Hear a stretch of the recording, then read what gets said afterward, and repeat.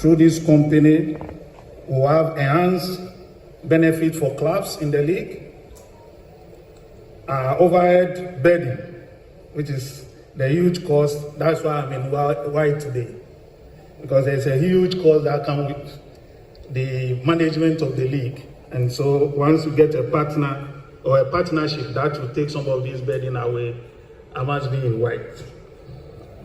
Indeed, production, we have quality production, and then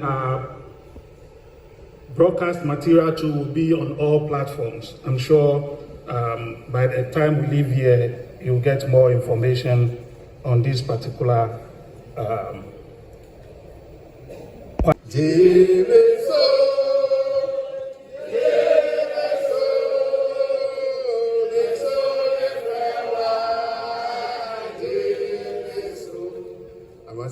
I didn't hear your voice. Chief of Staff of our Republic,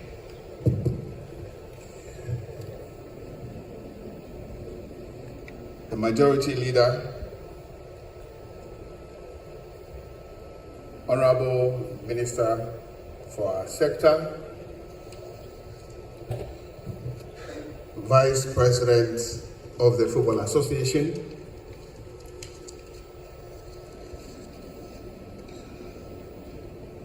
my ESCO members here in presence, distinguished guests, partners from the private sector here in presence, my CEOs, GMs representing our 18 Premier League clubs,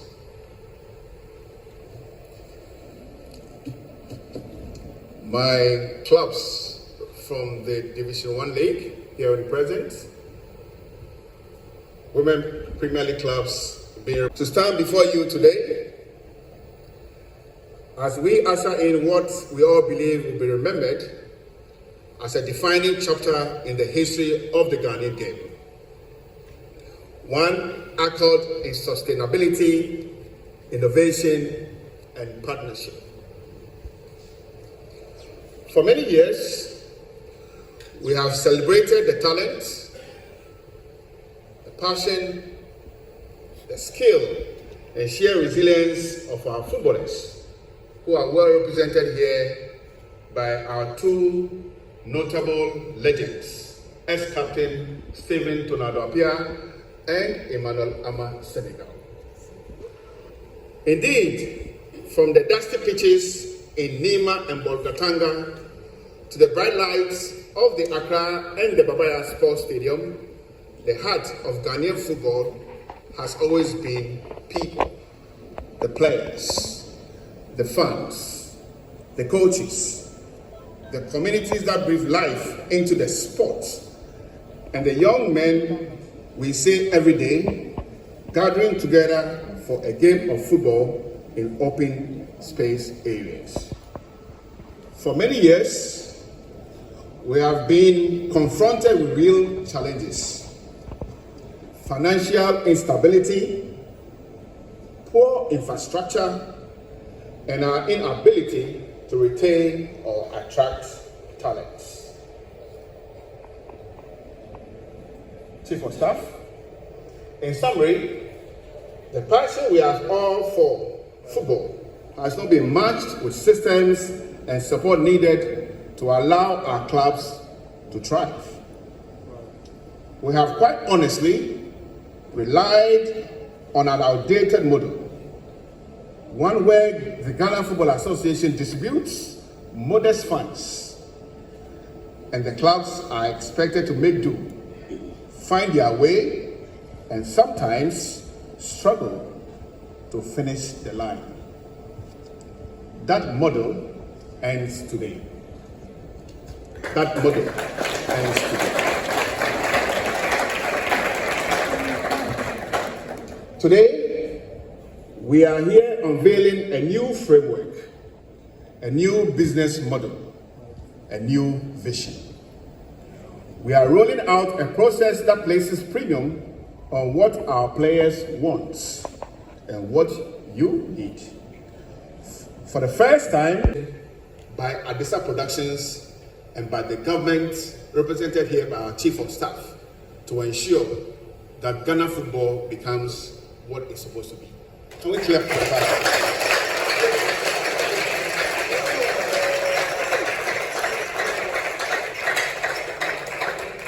Barbados, I can see you smiling. Indeed, $50 million deals offered by external clubs. But we can make our clubs so attractive that our players will face a difficult decision when faced with the prospect of leaving Ghana. As many of you know, I have been hands-on visiting the regions and our clubs to know you and to know your challenges, so we can direct our efforts to where your needs are greatest. I know that many times some face unimaginable choices. For example, whether to buy new shoes to change. We're inviting corporate Ghana to come on board to support this venture. Football is the best vehicle you can ever dream about. When football is done well, our lives are well, and we live well. And we need every resources to develop the game from the woods of Ghana to give life and livelihood to young boys and girls who would not normally have such amazing opportunities. On that note, right from the bottom of my heart, I thank all of you for coming. May the Almighty God bless us and keep us safely on this new pathway. Thank you.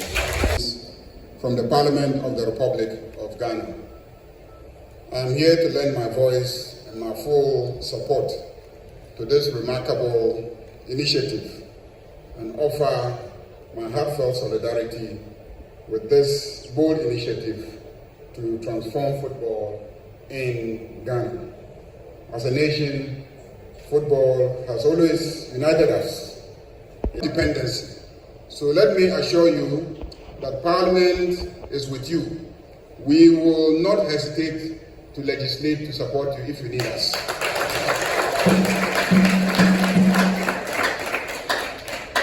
We believe that when football thrives, communities grow, youth are empowered, and national pride is reinforced.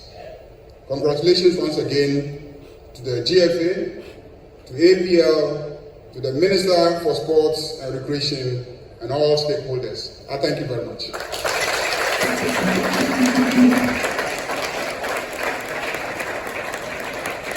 Thank you so much, Honorable Mahama Ayariga, the Majority Leader, please. Of the Chief of Staff here this morning is a testament to the commitment and the continuous support that His Excellency the President, his government, and all of us gives to sports. Yeah.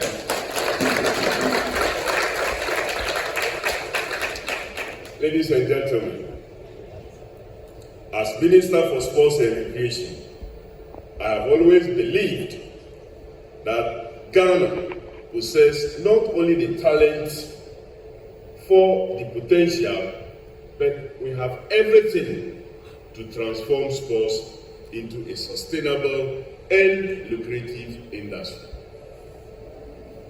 What we are launching today, with our national sports policy, positioning sports as a catalyst for economic development, youth employment, and international branding. Ladies and gentlemen, for far too long, our football clubs have operated on shoestring budgets, relying heavily on limited government subvention and occasional sponsorship. These have often meant compromise of what? Standards. They don't work to standards.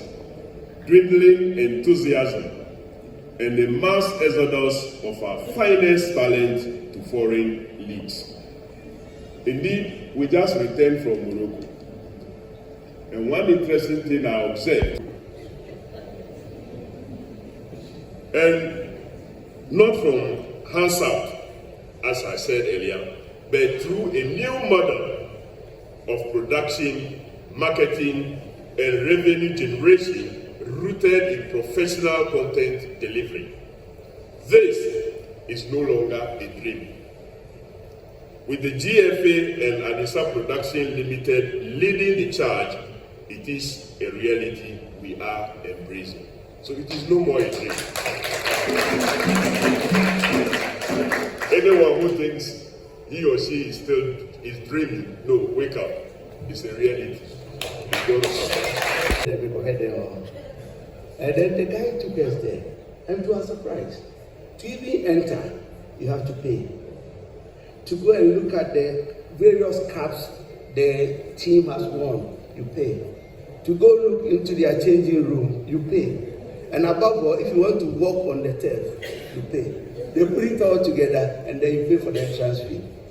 I said, wow. And if you see the buses of tourists from Monday to Friday entering the stadium, I said, but that money alone can give the players a lot of money. Anyway, so while seated, I was wondering, and Kurt, I throw this challenge to you. We will definitely support you, so take it up.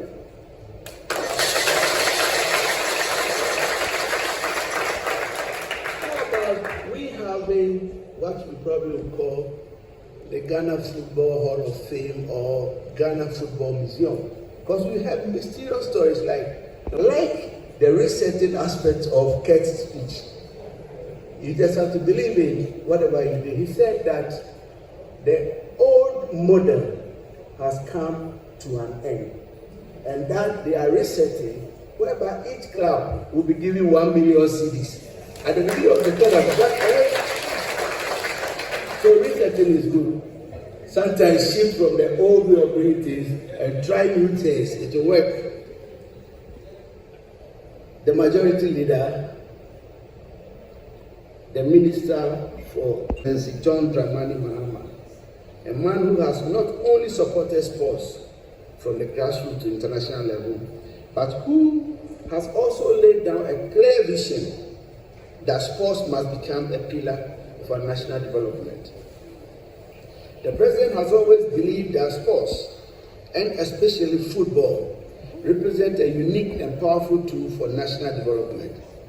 It drives youth engagement, unites communities, and opens up global pathway for our talents. The initiative we are launching today is a direct reflection of that vision.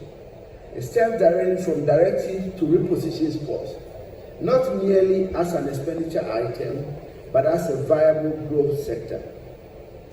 The President is fully committed to the development of sports in Ghana, not just as recreation, but as an engine of economic growth, youth employment, and national unity.